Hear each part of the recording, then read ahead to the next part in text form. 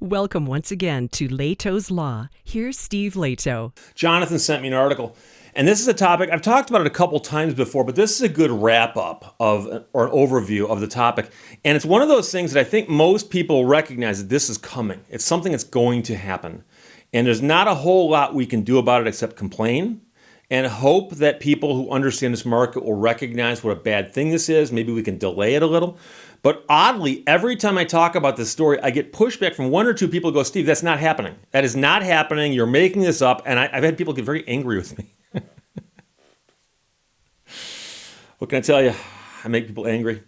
But from the Business Insider, car companies stand to make billions by charging you monthly fees for add-on features like heated seats. Tim Levin wrote this, and the thumbnail bullet points are: car companies want to rake in billions by asking customers to subscribe to vehicle features. And today, car makers offer subscriptions for automatic high beams, remote start, and other functions. I've done at least one video where I talk about remote start being a subscription function. I've had actually people say, Steve, that's wrong. That's not true. You need to take that video down and put up a video saying it's not true when it is true. Consumers don't seem as excited about the trend as car companies, as you might imagine. So the question is, are you willing to pay $5 a month for the ability, say, to, lock and unlock your car using an app? What about $25 a month for advanced cruise control, or $10 to access your heated seats? So in other words, you buy the car. It comes with heated seats. The heated seat element is in the seat, and the seat is there. But they say if you want that functionality, it's going to cost you a monthly subscription fee, just like cable. You got any problems with that? As vehicles become increasingly connected to the internet, car companies aim to rake in billions by having customers pay monthly or annual subscriptions to access certain features. Not content with the relatively low margin business of building and selling cars, automakers are eager to pull down Silicon Valley style profits. But unlike, say, Netflix, you won't be able to use your ex-girlfriend's uncle's login to your new BMW. For automakers, the advantage, of course, of this is clear. Not only do they get a stream of recurring revenue for years after an initial purchase, they can hope to maintain a longer-term relationship with the customer and build brand loyalty. That's according to somebody speaking from J.D. Power. Now, this approach can also allow car makers to streamline manufacturing by building cars to more uniform specifications. In other words, they just put heated seats in all the cars. You don't have to put them in some and not others. Just put heated seats in all the cars. And just tell people, well, if you want to use them, it'll cost you. If you don't want to use them, just you don't use it and we'll pretend it's not there. So Mark Wakefield, who runs the automotive and industrial practice at the consulting firm Alex Partners, said that that's one of the advantages to this. Down the line, owners can add on the features they want a la carte or choose not to use them. It's all made possible by the advent of over-the-air software updates, which were pioneered by Tesla around a decade ago and are now entering the mainstream. Today's vehicles are more internet connected and computerized than ever before, meaning the companies can reach deep inside a vehicle and add new capabilities or remove capabilities or just tweak things from afar.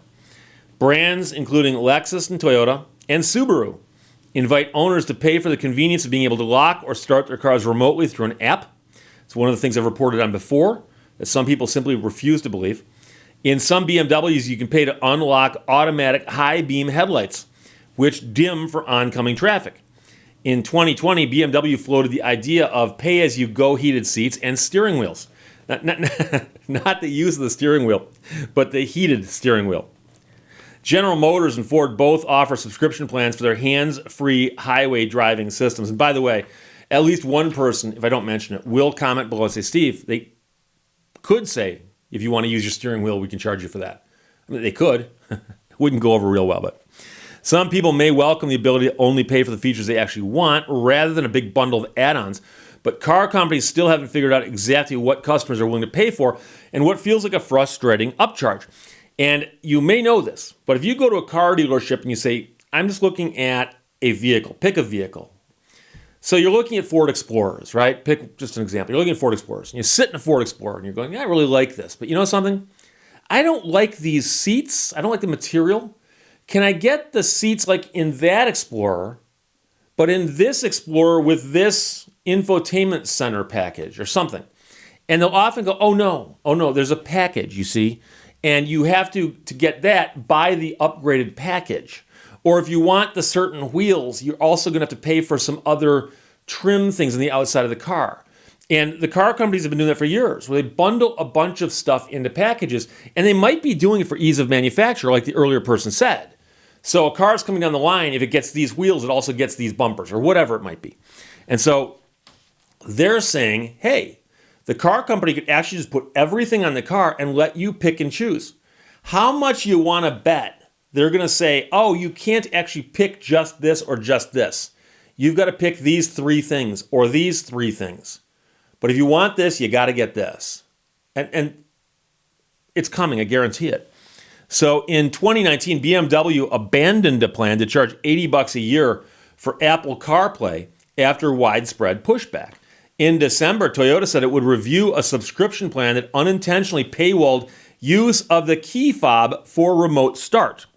But for the few people who keep pushing back against my videos, how about this? For you guys, that never happened. That never happened. Even though Tim Levin from Business Insider says in December, Toyota said it would review a subscription plan that unintentionally paywalled use of the key fob for remote start. So those of you in my audience who believe me and think I don't make stuff up, you heard the sentence. For those of you in the audience who don't believe that, it never happened. It never happened. So I think we're going to see some interesting ebbs and flows of what really sticks, one person said. A J.D. Power survey published in January found that 58% of people who use an automaker's smartphone app would not be willing to pay for it.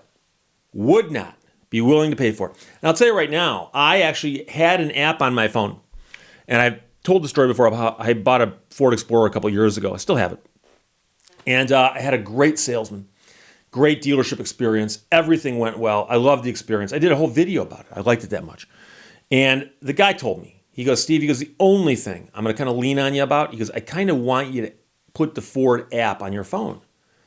And I go, okay. I go, what does it do? And he goes, it does a bunch of things for you. He goes, but I'm letting you know right now. He goes, that's the only thing in this entire transaction that I'm going to lean on you for, because he goes, that's one of the things that they're really pushing to the point where they give us a reward for how many of those we get people to use.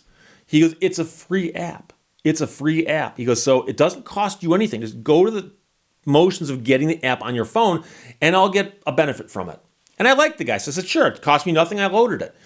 I loaded the app on my phone and it worked flawlessly for about 6 months.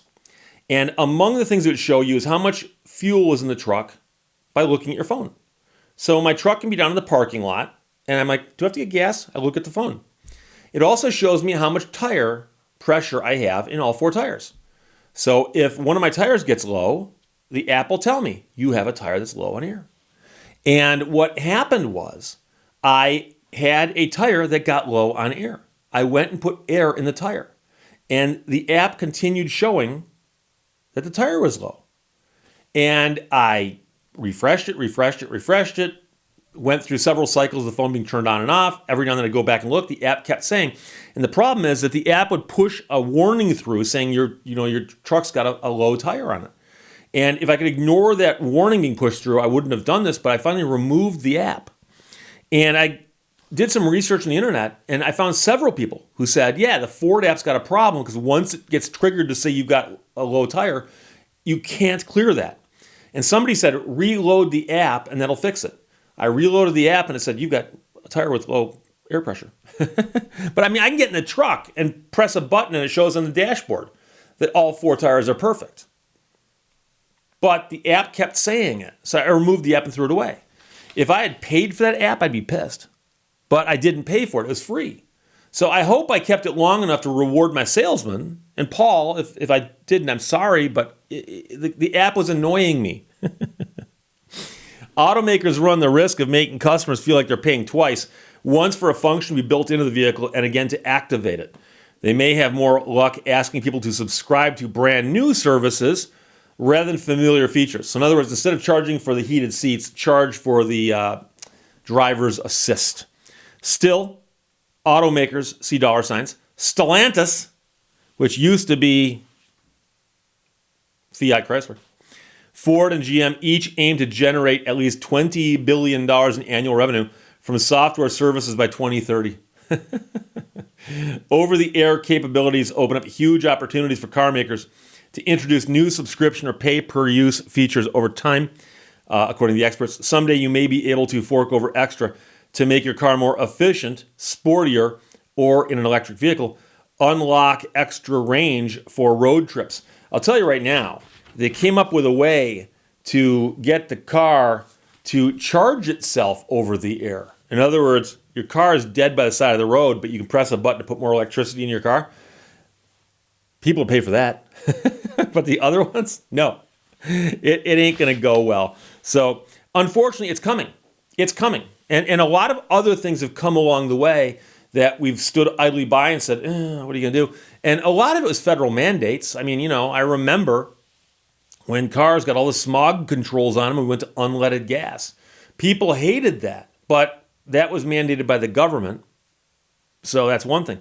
But here where the car makers are simply going to say, no, we sold you a car with a heated seat in it. If you want to use a heated seat, you got to pay us a monthly fee. And you and I both know that there's a problem that occurs in a setting like that, which is parallel to what happens with the cable companies. The cable company says if you want 900 channels of programming, 30 of which are worth watching, you got to buy this whole suite of services from us, but it's only, and they give you a price. You go, oh, can you sign up? A few months later, the price goes up. A year later, it goes up even more. Price just keeps creeping up, And once that you own the car, they know that if you'll pay $3 a month for heated seats, you'll probably pay $4. If you're in the north, wouldn't you pay $5? People in the Upper Peninsula of Michigan, they might pay $10, right? And that's what's going to happen. It's just going to creep up. One of the weird things about cars that we never stopped to think about before is that once you've paid for it, you don't have to pay any more for it with respect to the purchase price. So if there's a car on the lot for $30,000 and I walk in and I pay $30,000, I own that car. And the idea that they can come by later and go, we still want more money from you, that is going to freak a lot of people out. It's going to freak a lot of people out. And I suspect that unless they find really good things that we don't have yet to put into those packages and say, look, we've never offered this before. If you want it, pay for it. That a lot of people are going to be driving around cars with unheated seats, unheated steering wheels, because they don't want to pay that money on principle. The other thing you're going to see is hackers. You're going to find people who are going to tell you that, hey, you don't need to pay for that. I got a guy who can get your seats to work for you. Because the equipment's there. It's just a software issue, right? So another problem that'll come up down the road. So Jonathan, thanks for sending it. That is an update. But car companies do stand to make billions of dollars by charging you monthly fees for add-on features like heated seats. Business Insider ran the story. Tim Levin wrote it. Questions, comments, put them below. Let's talk to you later. Bye-bye. Thank you for watching Lehto's Law. Instead of looking at my past, I look at 20 years ahead to see what I need to do now in order to get there.